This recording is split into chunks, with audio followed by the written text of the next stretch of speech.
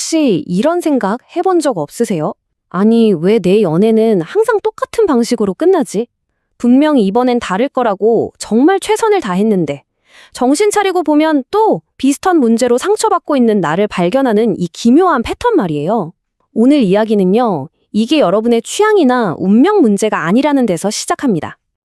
맞아요. 그건 당신의 취향 문제가 아닙니다.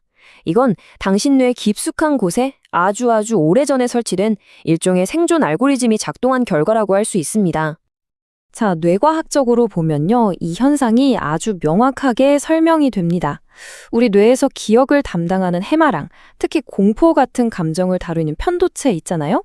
바로 거기에 우리가 3살도 되기 전에 관계에 대한 기본 설계도가 딱 하고 완성된다는 거예요.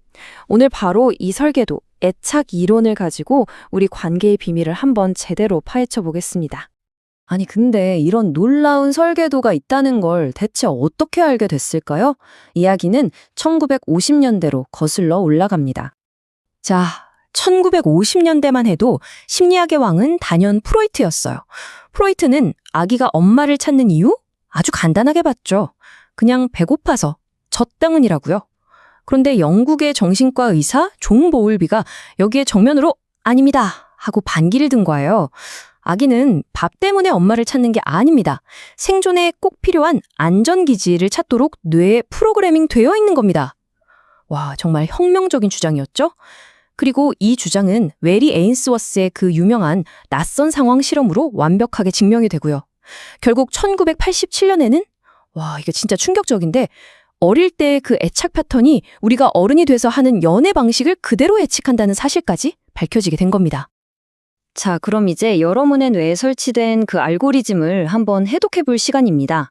특히 불안정 애착이라고 불리는 대표적인 3가지 유형을 집중적으로 살펴볼게요. 자, 첫 번째는 불안형 애착입니다. 이분들의 뇌는요, 관계에서 오는 아주 작은 신호에도 엄청나게 예민하게 반응하도록 세팅이 되어 있어요. 뭐랄까, 마치 적의 움직임을 감시하는 레이더를 24시간 풀가동하는 느낌이랄까요? 대체 왜 이렇게까지 된 걸까요? 그 힌트는 행동주의 심리학의 대가 스키너의 유명한 말에서 찾을 수 있습니다. 불안형에게 어릴 적 부모님의 사랑은요, 진짜 슬롯머신 같았던 거예요. 어쩔 땐 사랑을 듬뿍 주시다가 어쩔 땐 완전히 냉담하고 언제 터질지 얼마나 줄지 전혀 예측이 안 되는 거죠.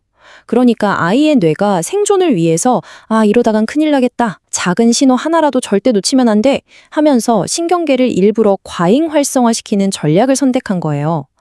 여러분이 성인이 돼서 연인의 카톡 답장 속도나 이모티콘 하나에 막 천국과 지옥을 오가는 거요? 그게 바로 이 오래된 생존 회로가 지금도 삐뽀삐뽀하고 기상벨을 울리고 있기 때문입니다. 자, 그럼 이 불안형과 진짜 정반대의 전략을 쓰는 유형을 한번 볼까요? 바로 회피형입니다. 이 둘은요, 정말 동전의 양면 같아요. 불안형이 버림받을까봐 두려워서 상대를 향해 막 돌진한다면 회피형은 반대로 상대방한테 내 공간이 잠식당할까봐 두려워서 아예 시스템 전원을 내려버리죠. 이거 완전 MBTI로 치면 극 F랑 극 T의 만남 같지 않나요? 특히 우리 T 성향이신 분들, 넌 감정이 메말랐어, 공감 능력이 제로야, 이런 오해 진짜 많이 받으시죠?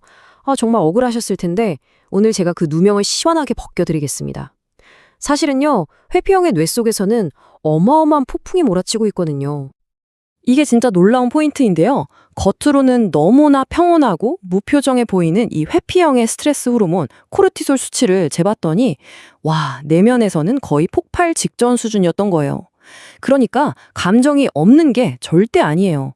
오히려 그 반대죠. 과거의 감정을 솔직하게 드러냈다가 거절당했던 그 고통이 너무너무 두려운 나머지 뇌가 생존을 위해서 아예 감정 시스템으로 가는 전원 스위치를 강제로 탁 내려버리는 겁니다. 그러니까 그들의 그 차가운 침묵은 사실 어떻게든 상처받지 않으려는 가장 처절한 방어막이었던 거죠. 자, 마지막으로 가장 고통스러운 유형이라고 할 수 있는 혼란형입니다. 이분들에게 부모는요, 세상 유일한 안식처인 동시에 가장 무서운 공포의 대상이었어요. 한번 상상해 보세요. 아이의 뇌가 어떤 끔찍한 딜레마에 빠지겠어요? 너무 무서워서 도망가야 하는데 도망갈 수 있는 유일한 곳이 바로 그 공포의 원천인 부모의 품밖에 없는 거예요. 결국 뇌 속에서 사랑받고 싶어서 다가가려는 회로랑 무서워서 도망치려는 회로가 정면으로 꽝 하고 부딪혀서 합선이 일어나 버리는 겁니다. 말 그대로 전략의 붕괴 상태가 되는 거죠. 그래서 이분들은 어른이 되어서도 관계 속에서 끊임없이 소리쳐요. 제발 좀 가버려 라고 밀어내면서 동시에 제발 날 떠나지 마 라고 절교하는 이 극심한 모순 속에서 평생을 살아가는 겁니다. 아마 여기까지 들으시면 좀 깊은 절망감이 드실지도 모르겠어요. 뭐야? 결국 내 뇌는 3살 때 이미 잘못 프로그래밍 됐고, 그럼 난 평생 이 지긋지긋한 패턴 속에서 살아야 한다는 거야? 이런 생각 드시죠? 지금 머릿속에 딱 이 질문이 떠오르실 거예요. 내 뇌는 3살 때 영구적으로 손상된 걸까? 정답부터 말씀드릴게요. 아닙니다. 절대 그렇지 않습니다. 뇌과학은 우리에게 이 모든 절망을 한 번에 뒤집을 수 있는 정말 놀라운 선물을 줬습니다. 바로 뇌가소성이라는 기적 같은 개념이에요. 이게 뭐냐면요. 우리 뇌는 한 번 모양이 잡히면 절대 안 변하는 단단한 돌 같은 게 아니라는 거예요.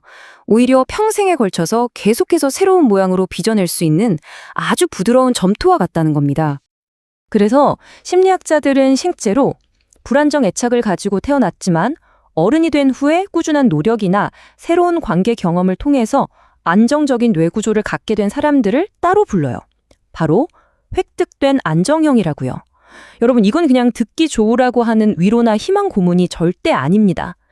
뇌과학과 심리학이 공식적으로 인정한 우리 모두가 획득할 수 있는 현실이에요.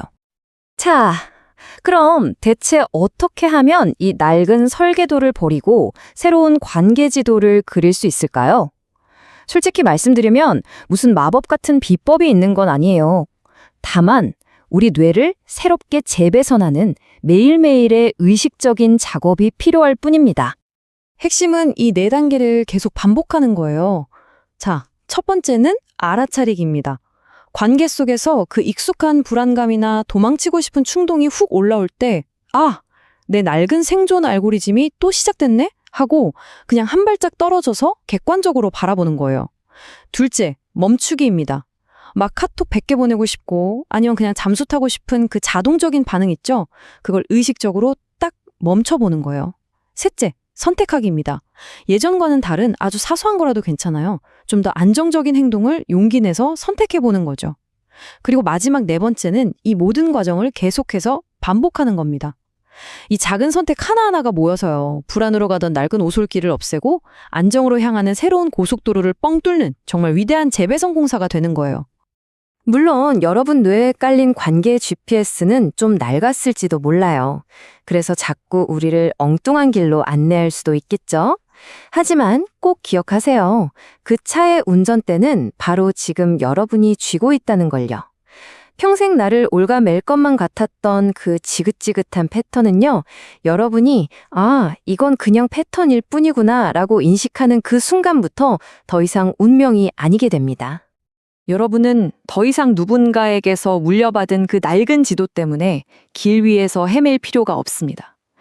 이제 스스로에게 질문을 던져보세요. 나는 앞으로 어떤 새로운 지도를 그려 나갈 것인가?